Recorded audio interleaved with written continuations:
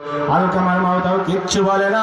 পয়গম্বর তখন সাহাবীদেরকে ডাক দিয়া বললেন, ও বেলাল, ও আম্মার ইবনে ইয়াসির, জলদি যাও, দেখো কোথাও শুকনা লাকড়ি আছে নাকি, শুকনা লাকড়িগুলা নিয়ে আসো আর এইখানে সাজাও।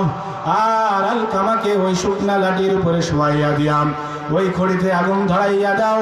আলকামার মায়ের সামনে তার সন্তান জ্বলিয়া যাক, আগুনে পুড়িয়ে ভস্য হয়ে যাক।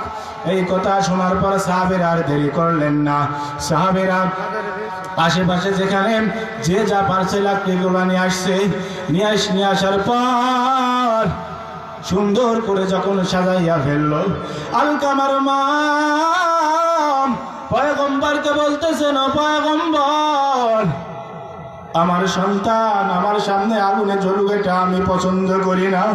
আমার সন্তান আমার সামনে জ্বলবে এটা আমি চাই না।